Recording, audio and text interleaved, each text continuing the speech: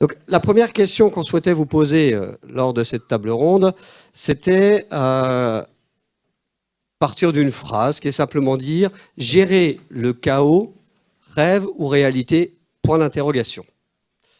Et qui veut bien commencer? Gérer le chaos. Ça s'appelle de la galanterie, Carole, mais...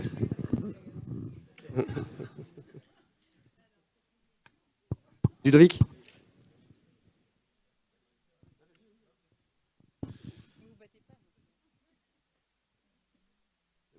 Spontanément, je dirais réalité, tout simplement parce que le chaos existe. Donc, à la base, on ne peut pas parler de rêve. Et je dirais réalité également parce que c'est une nécessité. On arrive à gérer un chaos. En tout cas, aujourd'hui, on a réussi à gérer tant bien que mal un certain nombre de situations chaotiques. Le tout, la vraie question est de savoir est-ce qu'on le gère facilement, est-ce que ça se gère vite et efficacement. Et là, c'est un autre problème. D'abord, le chaos, qu'est-ce que c'est? Quand j'interviens pour expliquer ce qu'est la gestion de crise, alors on parle beaucoup de crise, c'est pas vous que je vais le dire, il y a toutes sortes de crises aujourd'hui. Docteur, on parle même de crise au foie, je crois.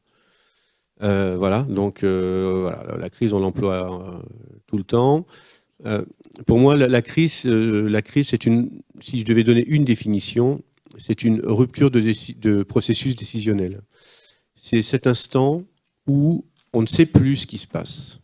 Nous ne sommes plus en capacité de donner du sens à la situation, nous ne sommes plus en capacité de la comprendre, et à partir du moment où on ne la comprend plus, nous ne sommes plus en capacité de la gérer. Alors effectivement, c'est un rêve que de croire que l'on peut tout gérer et tout gérer immédiatement et efficacement. Chez Atrisk, on voit souvent dans les signatures électroniques, je ne sais pas si tu l'as toujours Bertrand, une citation, peut-être du Sénégal d'ailleurs, qui disait que si la certitude est plus rassurante, le doute est plus noble. Et j'aime bien cette approche puisque nous devons douter en permanence nous remettre en question et en permanence nous demander si nos décisions et si notre vision est bien celle de la réalité ou celle que nous sommes en train d'imaginer. Alors on peut peut-être faire le lien entre la réalité et le rêve dans cet esprit-là, mais voilà, ce serait ma réponse.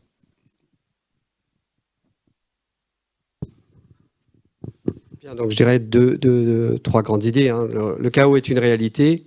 Étant une réalité, il y a un moment donné, on doit quelque part l'accepter, mais avec cette question d'effondrement du sens ou de rupture de décision dans la crise à un moment donné, mais qu'on saura d'une manière ou d'une autre gérer. C'est un peu cette idée-là. Loïc? Oui, ça marche. Je suis bien convaincu que le chaos est une réalité. Ça, il n'y a pas de problème. Si c'est un rêve, faut faire attention parce qu'il peut rapidement se transformer en cauchemar si on l'idéalise un petit peu.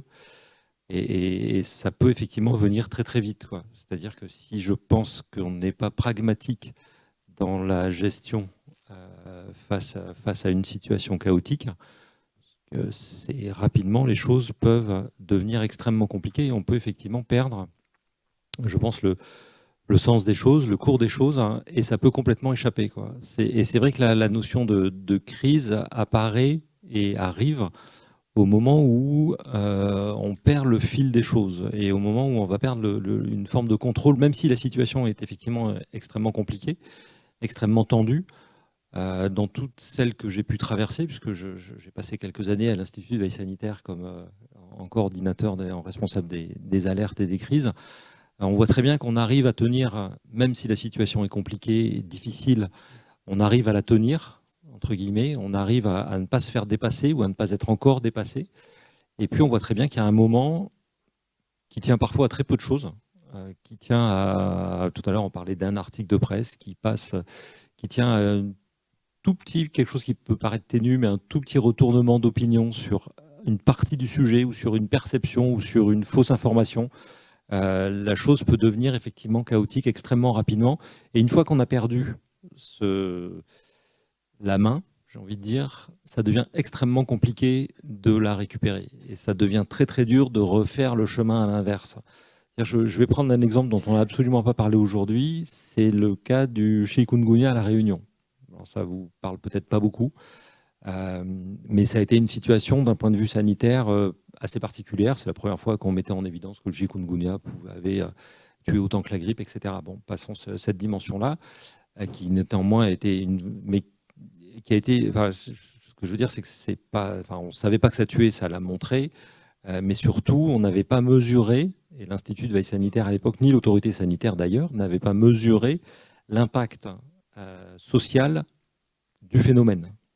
Et alors que le discours officiel était très rassurant, très plein de poncifs, assez dans la logique 2003, j'ai envie de dire, et à côté de ça, est monté progressivement au sein de la société réunionnaise des informations toutes plus fausses les unes que les autres, en très grande partie, mais qui ont complètement fait perdre la main à l'autorité sanitaire d'ailleurs, ou quelle qu'elle soit.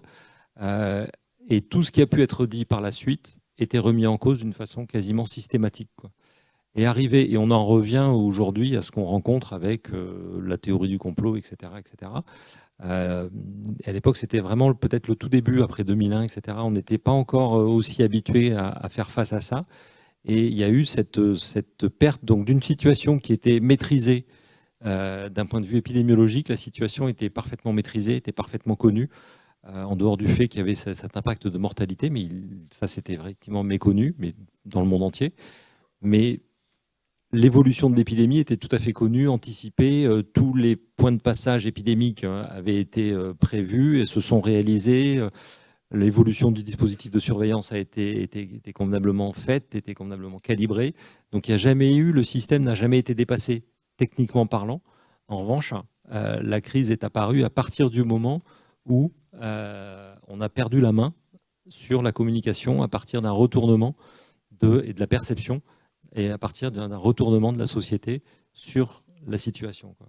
Et de quelque chose de maîtrisé qui n'était pas chaotique, on est passé en 2 jours à quelque chose de complètement fou et qui a échappé à tout pendant plusieurs. Je ne sais pas si ça a été vu de la métropole relativement peu, mais en tout cas, à La Réunion, s'il y en a certains qui étaient à cette époque-là ou qui sont natifs et qui ont des attaches là-bas, ça a été quelque chose d'extrêmement compliqué, quoi. Donc voilà, donc ça peut passer très vite de quelque chose de réalité à quelque chose de chaotique et de cataclysmique, quoi.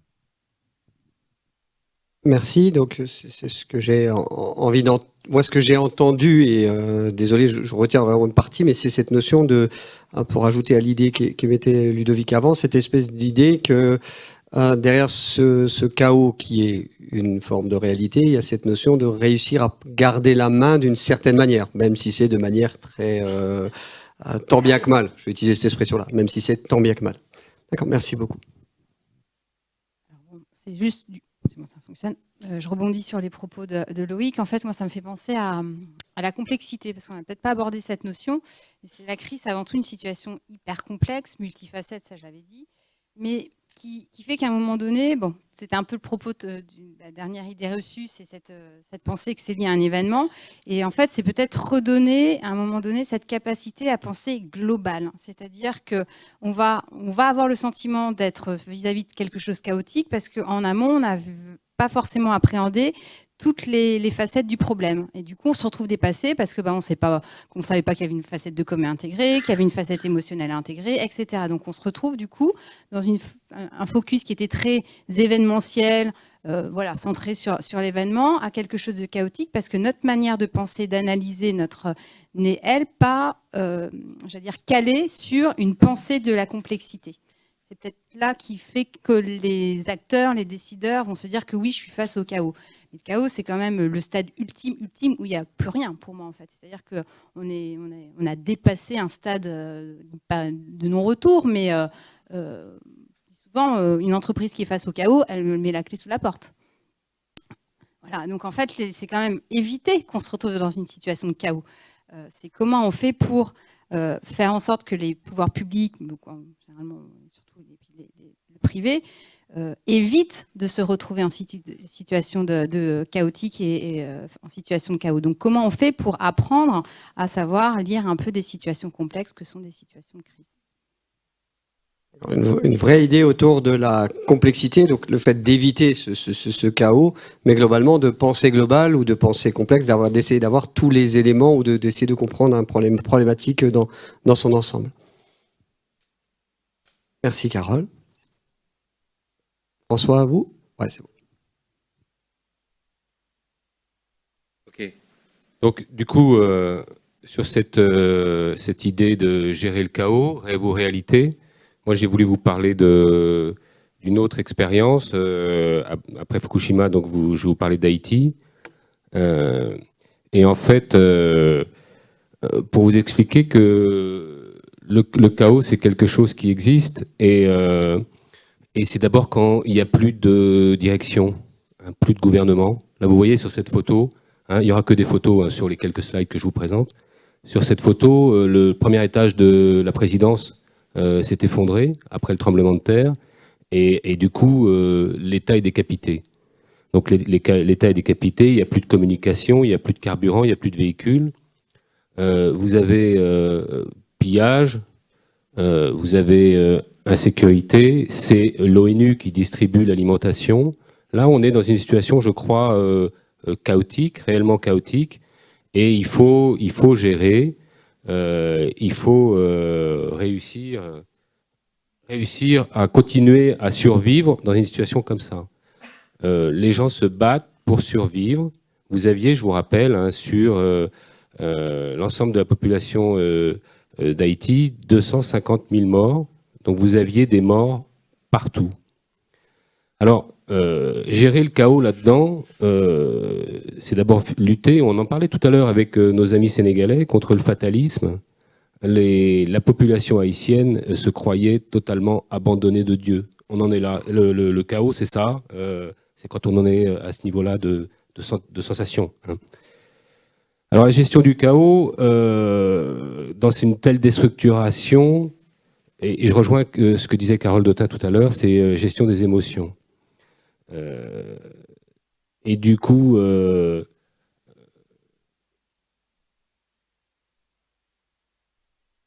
tout ça sont des photos d'Haïti de l'époque. Hein.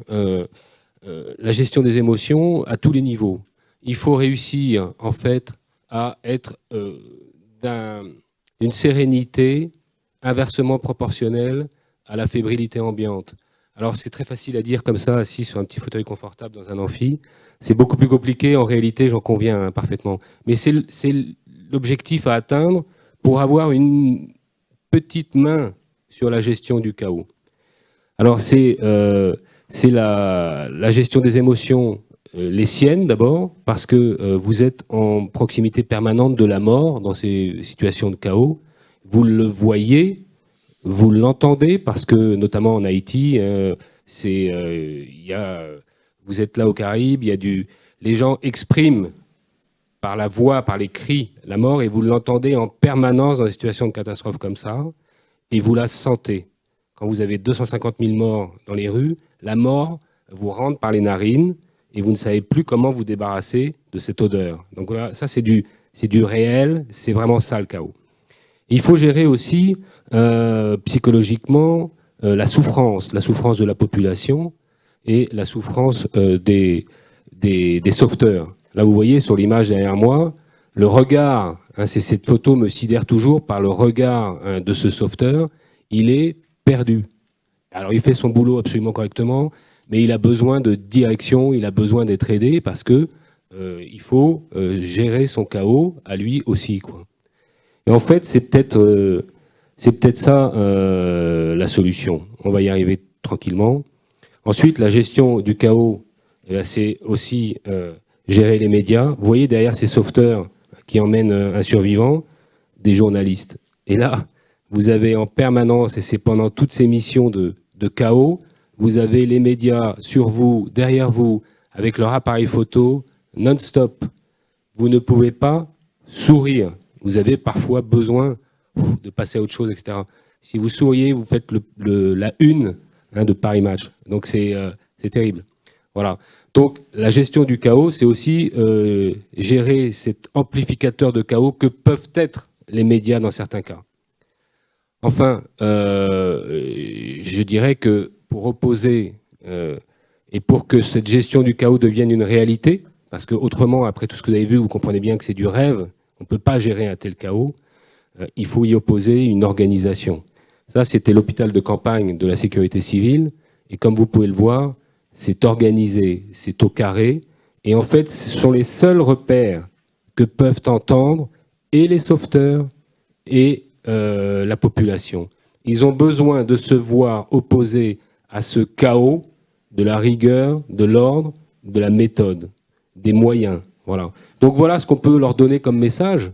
En fait, c'est quelque chose de très organisé. Et là, du coup, il y a un espoir. Il y a un espoir qui renaît, parce que la gestion du chaos, rêve ou réalité, c'est se gérer, nous, sauveteurs, nous, experts, pour l'IRSN ou pour l'INERIS, se gérer dans le chaos et être, quelque part, une petite lumière dans ce tunnel très noir. Voilà. Et enfin, bien sûr, ça ne suffira pas, mais quelque part, notamment en Haïti, c'était la fameuse goutte d'eau, la goutte d'eau dans le désert. Ça apaise pas la soif, mais ça laisse espérer. Voilà.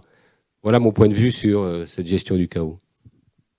Merci beaucoup François. Une idée très forte de sens et de repères pour continuer à avancer tant bien que mal. Merci beaucoup. Romuald ? Oui, merci. Effectivement, très, très joli témoignage.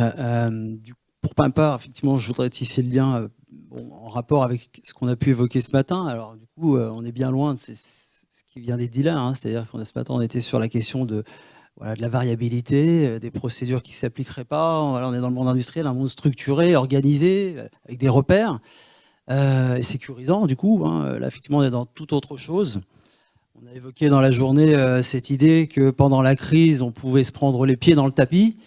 Là, je crois qu'il n'y a plus de tapis. Hein. C'est le chaos, tel que je me l'imagine. En tout cas, c'est bien autre chose. Et je suis assez d'accord avec cette idée que finalement, ce qui caractérise le chaos, c'est effectivement cet effondrement du sens, d'accord, très certainement, de la confiance, là aussi, en soi, dans les autres aussi. Et puis cette perte de repères, je pense, interpersonnels, quoi. La structure sociale, quoi, qui nous guide dans notre quotidien, à mon avis, s'effondre aussi. La question les rapports de pouvoir, d'autorité aussi sont complètement modifiés potentiellement. Et puis surgit, j'imagine, en tout cas, des instincts bien sûr primitifs, ces instincts de survie. Voilà, c'est un petit peu comme ça que moi je m'imaginerais le chaos.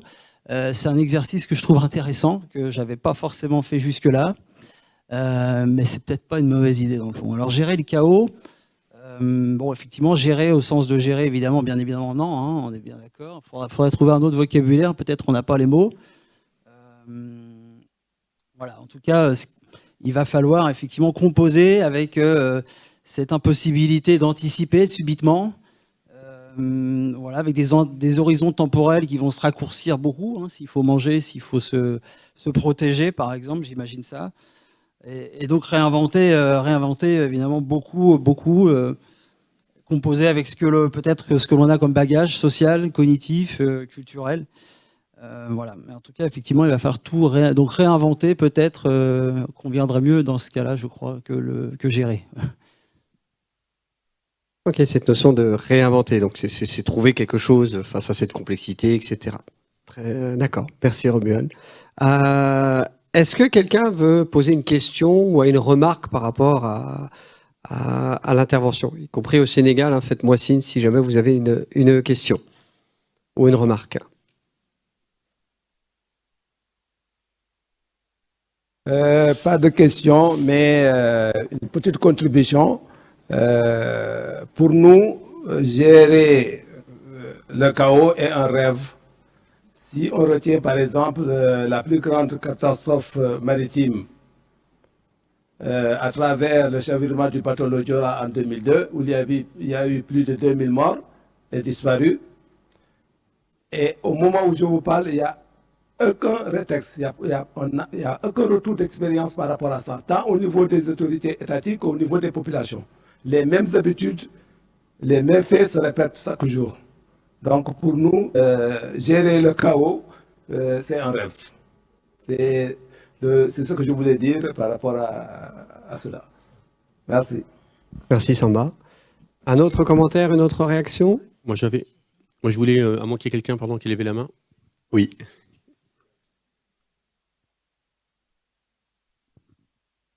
Bonjour. Il y a des chercheurs comme Claude Hansen qui évoquent comme sémantique de vocabulaire, non pas gérer, mais affronter, réguler, dépasser. Je voulais savoir ce que vous en pensez tous les 5 de vos expériences. Parce que gérer, c'est un vain mot. Et après, en écoutant certains témoignages de cas, est-ce qu'on a connu en France des catastrophes d'échelle chaotique, type Katrina, type Haïti? Bon, il y a peut-être la tempête de 99 dans une certaine mesure, où il y a quand même eu un certain nombre de foyers, mais je n'ai pas eu l'impression qu'on était dans les mêmes échelles de problèmes.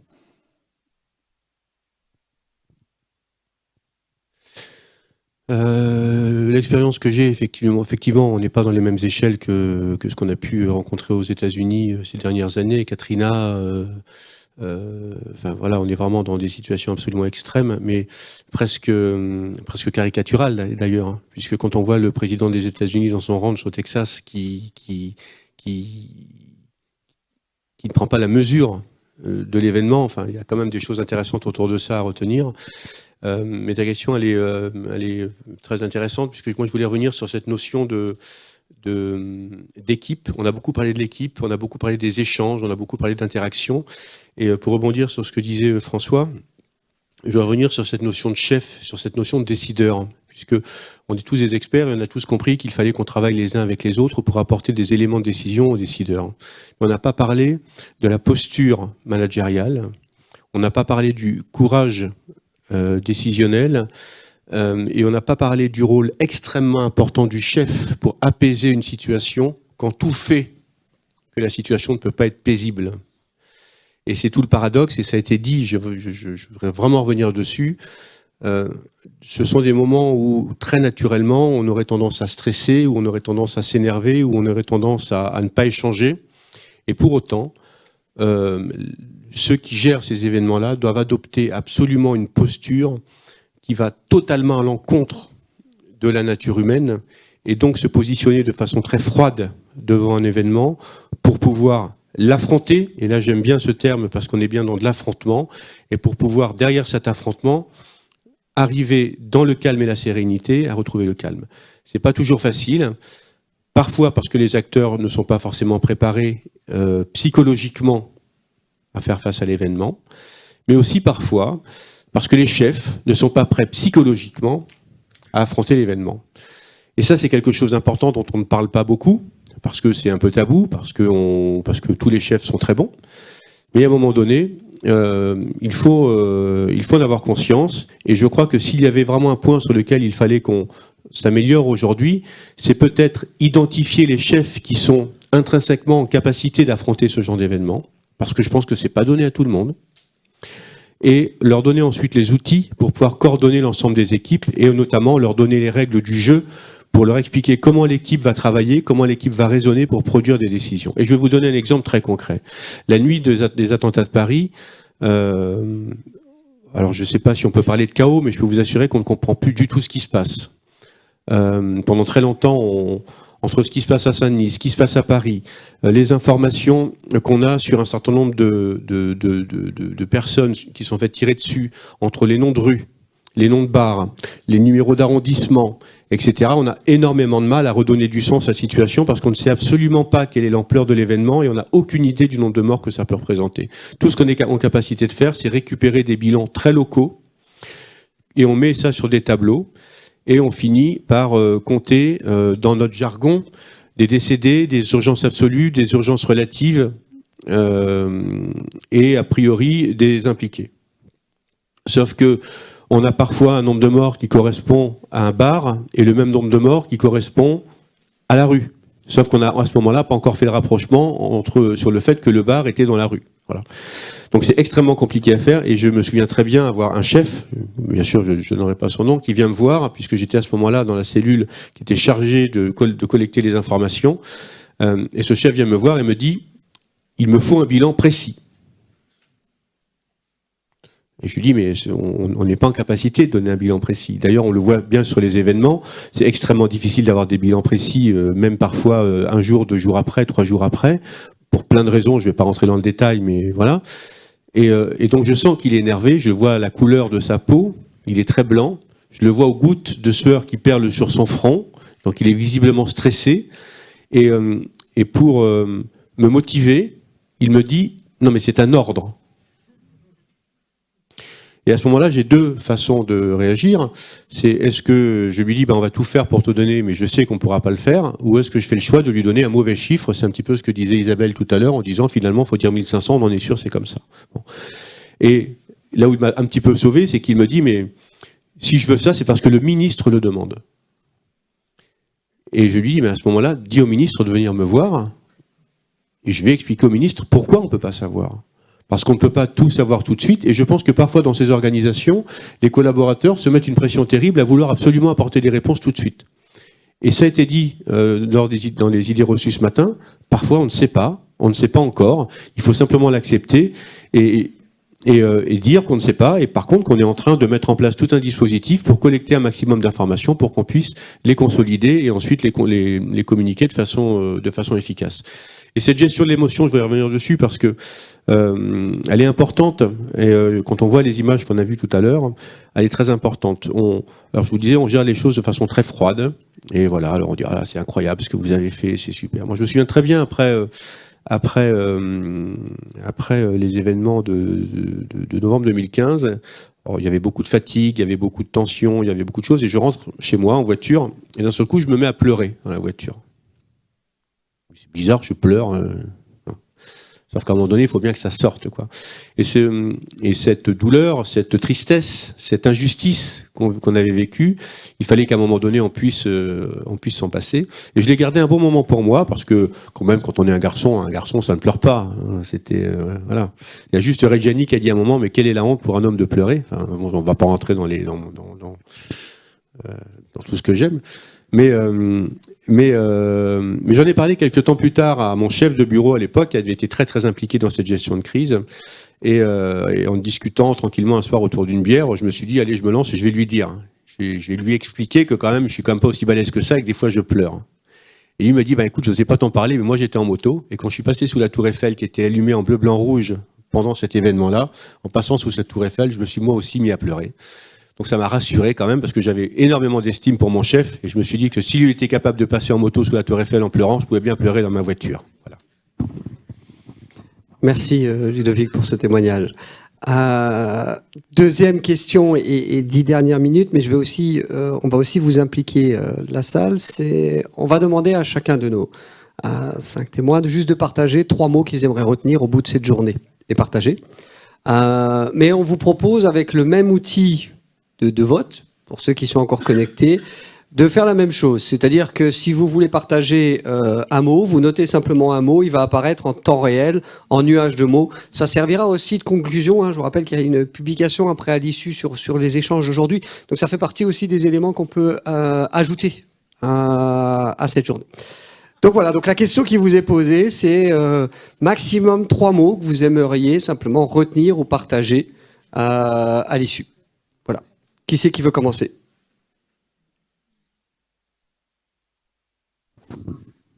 Loïc, à vous. Je me lance. Moi, j'en ai 3 qui me viendraient à l'esprit, qui seraient confiance, résistance et transparence, quoi.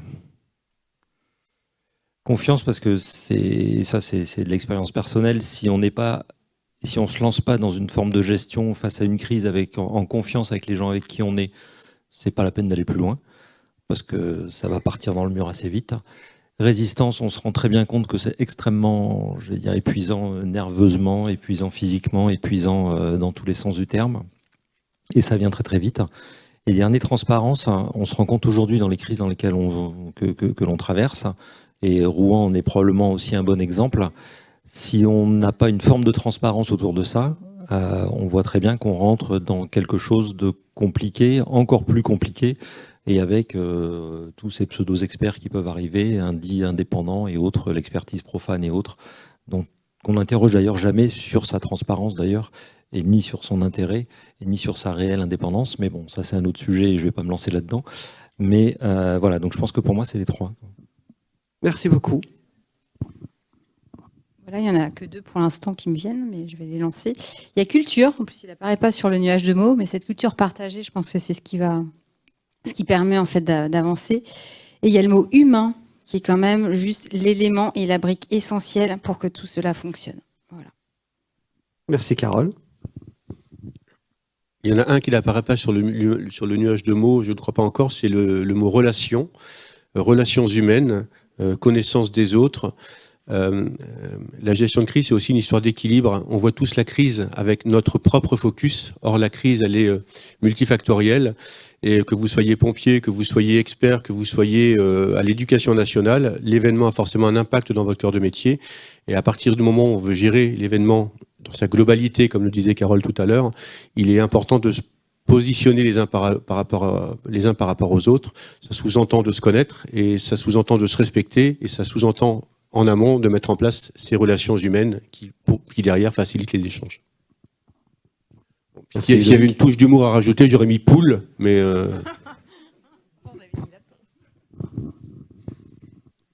On lui avait proposé avant de parler des lapins, mais c'est pour la petite pointe du mot. François ? Oui, alors je dirais, les 3 mots, c'est compliqué, mais moi je rejoins mon voisin de gauche avec confiance. J'insisterai sur le mot décider à tous les niveaux, alors y compris la subsidiarité. Hein. Il faut que chacun décide et chacun décide à son niveau, mais par contre il faut décider. Et puis expliquer.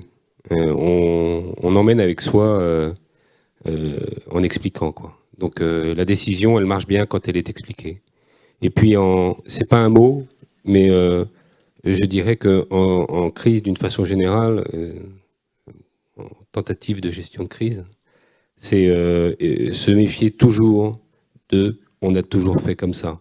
Quand on entend ça, il faut vraiment là, avoir un signal d'alarme et se dire « ça va merder ».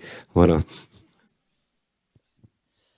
Alors moi, je prendrais le mot imprévu. Il en a été question évidemment toute la journée. Et puis avec peut-être une note d'espoir aussi autour de ça, on se rend compte aussi que finalement l'imprévu n'empêche pas la réussite. Il me semble que voilà, on a eu plusieurs exemples dans ce qui a été dit aujourd'hui. Donc imprévu. Ensuite, c'est 2 en 1. Hein. C'est fausse piste et intuition. Donc fausse piste, différentes personnes l'ont évoqué. On voit bien aussi dans la manière de conduire la crise. Se présentent des fausses pistes. Il existe une part d'intuition aussi.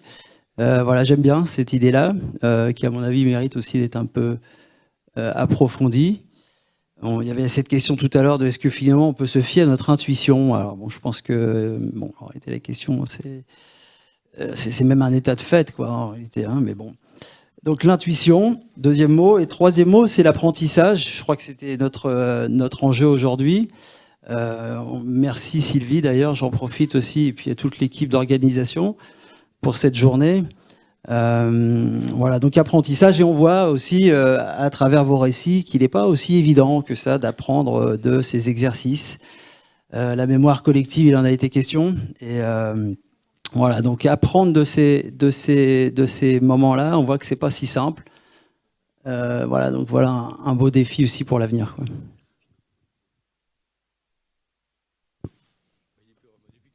Merci beaucoup. Je crois qu'il me reste à vous remercier. C'est pour cet exercice-là qui n'est pas facile, donc je crois qu'on peut les applaudir.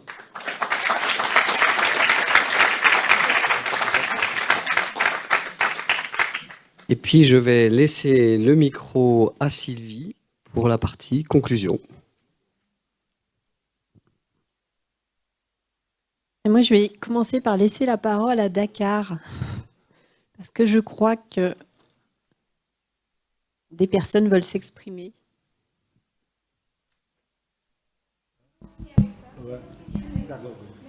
Oui, bonjour. Voilà, bonsoir, mesdames, messieurs. Donc, je me nomme Pape Aliou Ndiaye, je suis le directeur de l'École supérieure polytechnique. Malheureusement, je viens au niveau de la conclusion. J'aurais bien aimé être là depuis ce matin, mais comme vous le savez, nous préparons notre rentrée pour le jeudi, donc 10 octobre, et donc on était pris depuis ce matin à des préparatifs, des réunions, etc. Et malheureusement, je n'ai pas pu me libérer. En tout cas, c'était pour vous remercier de votre initiative, pour l'initiative vraiment d'avoir associé l'École supérieure polytechnique donc à cet événement. Et en tout cas, on souhaite effectivement que cette collaboration continue et que les prochaines fois, peut-être qu'on pourra mieux participer, en tout cas, que l'amphi soit plein, aussi, cet amphi-là qui est de 250 places. Donc, merci beaucoup, en tout cas, pour cela. Comme vous le savez, donc, notre école s'intéresse à tout ce qui est, effectivement, sécurité, risque, sûreté de fonctionnement. Nous avons donc des formations qui sont un peu dédiées à ça. Nous-mêmes, nous avons créé un comité en interne, donc, sur cela. Et tout apport et toute coopération dans ce sens, donc, vraiment, est la bienvenue parce que ça nous permet effectivement de renforcer nos compétences. Et là, je voudrais aussi féliciter nos collègues qui sont là, depuis ce matin, pour avoir tenu donc le pavé. Merci. Et puis, je pense qu'on va prendre la date pour que l'année prochaine, effectivement, qu'on puisse encore souhaiter, nous souhaitons vraiment être associés, effectivement, à ces événements. Et je vous remercie. Merci beaucoup. Jean-Christophe Gariel.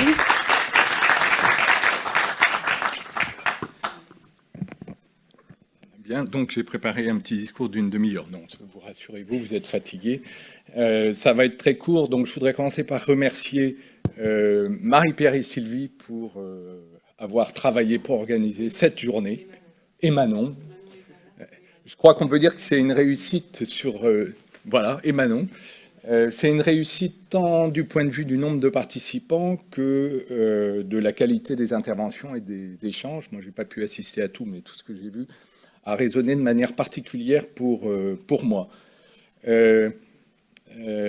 Juste une précision, vue du côté nucléaire et vue de l'IRSN, bon, la crise, c'est un sujet qui est majeur pour nous.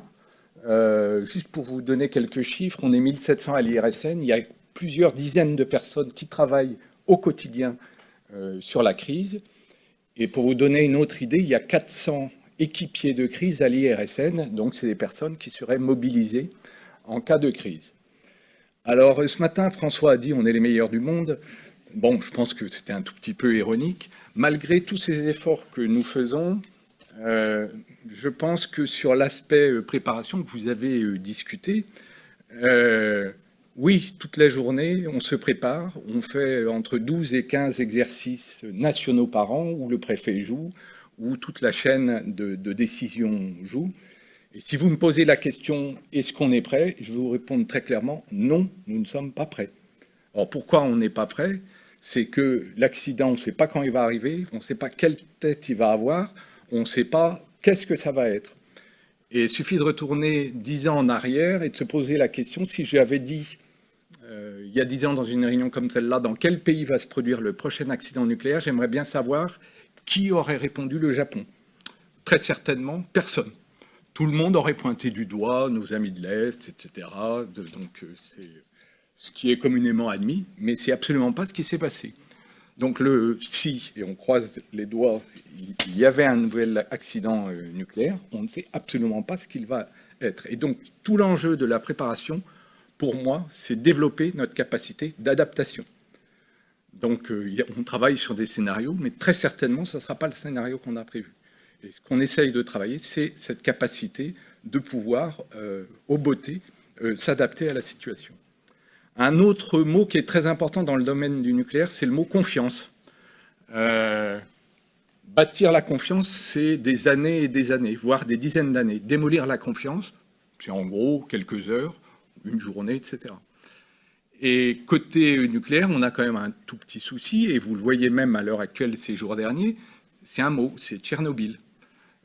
Vous lisez probablement la presse, à l'heure actuelle, on voit pas mal de parallèles entre Lubrizol et Tchernobyl. Et restaurer une confiance, après quelque chose qui s'est produit en dehors de nos frontières il y a plusieurs dizaines d'années, je peux vous assurer que c'est un énorme travail de fond.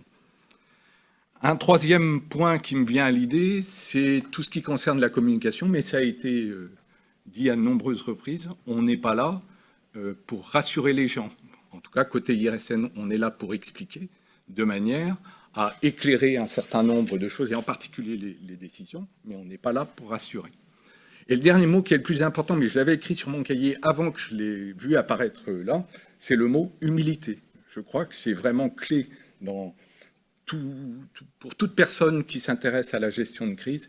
Soyons humbles, parce qu'on ne sait absolument pas ce qu'on a devant nous, et développons notre capacité d'adaptation. Voilà ce que je voulais dire rapidement pour conclure cette journée. Et de nouveau, je voudrais remercier les organisateurs et puis surtout les participants et les présentateurs. Merci.